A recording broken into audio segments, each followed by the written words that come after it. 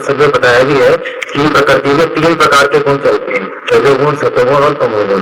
तो कई बार हमारे शरीर में ये गुणों का प्रभाव चलता है अंतःकरण में, अंतःकरण में। तो महाराज जी कई बार जब भजन बिल्कुल भी नहीं होता तो उस स्थिति में हम ये कैसे पहचाने कि ये हमारे प्रभाव के कारण हो रहा है, या हम अगर मान लीजिए आश्रय लेते हैं तो हम इस आश्रय पे बैठे हैं कि हम तो प्रियालाल के आश्रित हैं, अगर हम मान लीजिए चूक हमसे हो भी रही है किसी जगह में और भजन हम नहीं भी कर पा रहे तो हम उनके आश्रय तक वो हमें देख लो जी। ये तो हृदय का विषय है। जब हमारे अंदर तमोगुण आता है तो हमारे अंदर प्रमाद स्थित, प्रमाद कहते हैं ना करने योग्य कार्य के करने में रुचि हो जाना और करने योग्य कार्य में अरुचि हो जाना। तो जैसे भजन है, सतमार्ग की प्रवृत्तियां हैं, इनमें बिल्कुल रुचि नहीं होती। निद्रा आलस्य प्रमाद उत्तम तत्तामस मुदाहरतम। उस समय हमको नाम कीर्तन करना है, नाम जप या सुमिरन या मनन नहीं। अलग अलग बाण होते हैं ना, तो जैसे तमोगुण आया तो उसके लिए बाण है नाम कीर्तन, वो करने नहीं देगा, वो बुरा लगेगा मन को, लेकिन उस समय में करना है। जोर जोर से पद गायन करना है, भगवत संबंधी लीला चरित्र या नाम कीर्तन करना है। और उस समय भी तमोगुण अंतःकरण में आया, मेरे में नहीं। मेरे में तमोगुण थोड़ी है, मैं अंतःकरण हूं क्या? जब गुण चर्चा होती तो फिर तत्व चर्चा उसमें जुड़ जाती है। तो जब हमारे अंदर गुणों का प्रवाह आया, तमोगुण हम जान पा गए हमारे अंदर तमोगुण आ गया, तो किस में आया? अंतःकरण में, मेरे में नहीं, क्योंकि जानने वाला तो मैं हूं।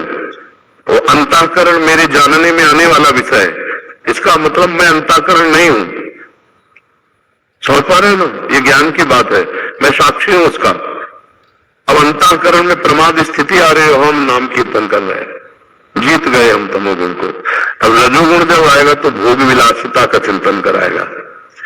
ये नाना प्रकार की स्वादिष्ट पदार्थ, जनेन्द्रिय जन भोग की कामना, बहुत तरह की भोग संबंधी कामनाएं रजोगुण में उत्पन्न होती है।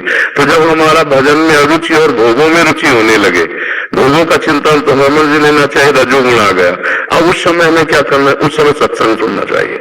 अलग अलग बाण है, उस समय सत्संग बहुत जल्दी आपको सुधार देगा, क्योंकि भोगों में अरुचि के लिए वैराग्य के कुछ सत्संग ऐसे रखने चाहिए तो तत्काल लगाए दवा की तरह, और ध्यान से सुने, सोई विचार पवित्र होगा, रजोगुण घट का सतोगुण बढ़ने लगेगा। और जब सतोगुण आता है तो प्रश्न की जरूरत नहीं पड़ती, जैसे रसगुल्ला पाने के लिए प्रेरणा नहीं देनी पड़ती, तो अपने आप पाने का मन होता है। ऐसे सतोगुण में भजन का स्वाभाविक मन होने लगता है, शास्त्र स्वाध्याय में रुचि होने लगती, संत समागम की रुचि होने लगती, बड़े बड़े पावन चरित्रों का स्मरण होने लगता है। सतोगुण बहुत सहायक है, लेकिन ये भगवत प्राप्ति नहीं कराता, ये भगवत प्राप्ति के मार्ग में लाता है।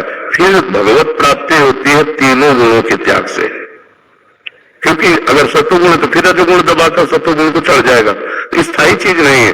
गुणातीत त्रिगुण विषया वेदा निस्त्रिगुण भवार्जुन, त्रिगुणातीत स्थिति भगवत प्राप्ति है। तो वास्तविक हमारा स्वरूप तीनों गुणों से अलग है। हम तीनों गुणों के दृष्टा है, ना कि तीनों गुण हममें आते हैं, अंतःकरण में आते हैं। अगर ये उस समय ज्ञान रहे तो हमारा नाम जप या भजन नहीं छूटेगा। और अगर ये छूट भी जाता है किसी कारण से, तो हमें पता है भगवान के आशीर्वाद